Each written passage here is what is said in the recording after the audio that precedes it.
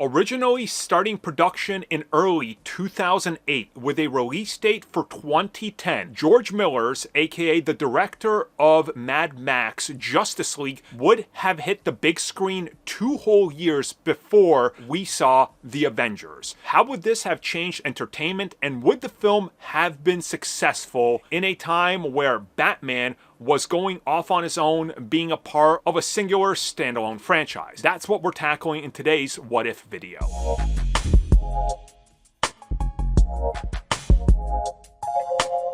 What if, instead of getting cold feet in 2008, right as production was literally about to begin, WB did not pull the plug on the first day of shooting Justice League Mortal, and the film was allowed to release in 2010.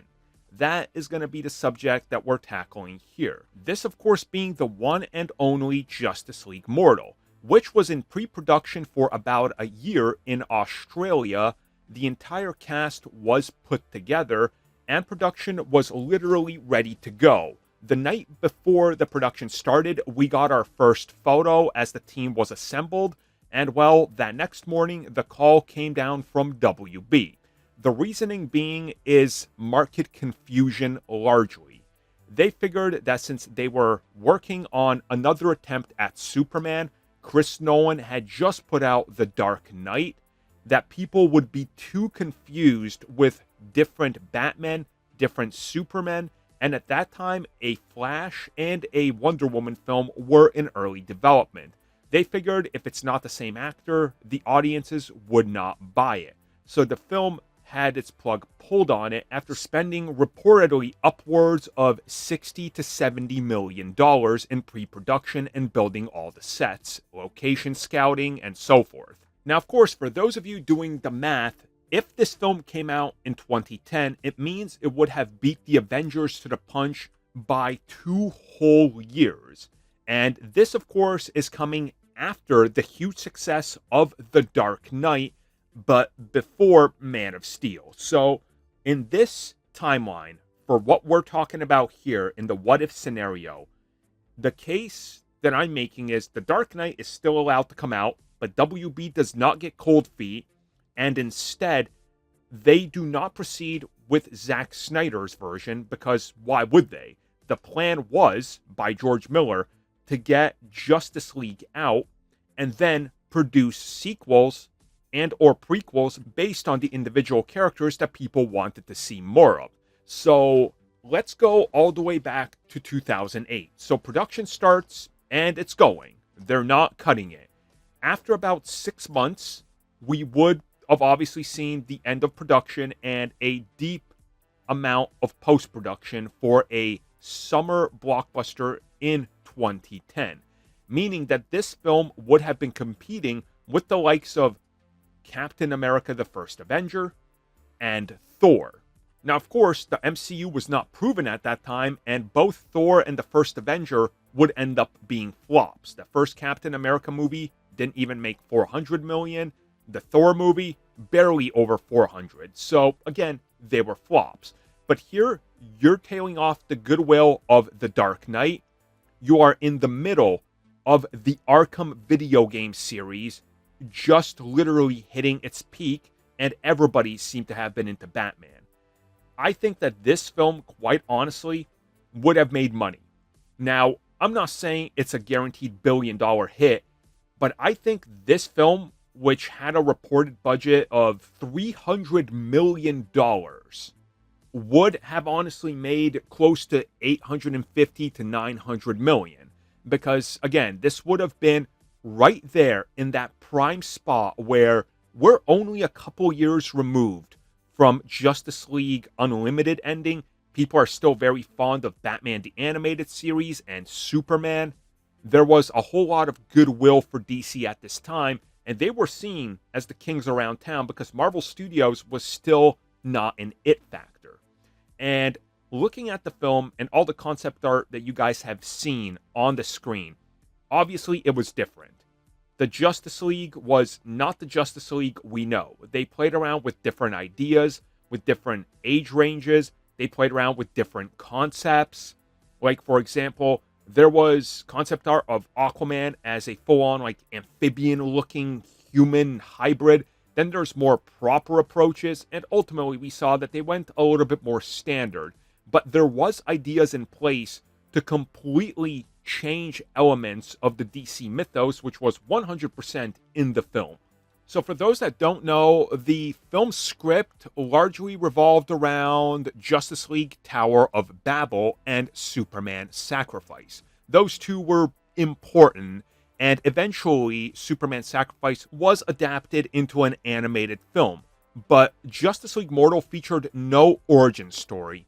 Instead, it literally starts with the Justice League being formed years ago. And there was no connection to Brendan Routh's Superman or Christian Bale's Batman or any of that. Instead, we would have seen a more comic book-like approach. Themyscira was very prevalent. Action sequences that were over the top featuring the entire Justice League, including the Justice League fighting, was very prominent in this film. The villains of the film were actually revealed to be Talia al Ghul and Maxwell Lord, who of course ended up being a factor eventually in a Wonder Woman movie.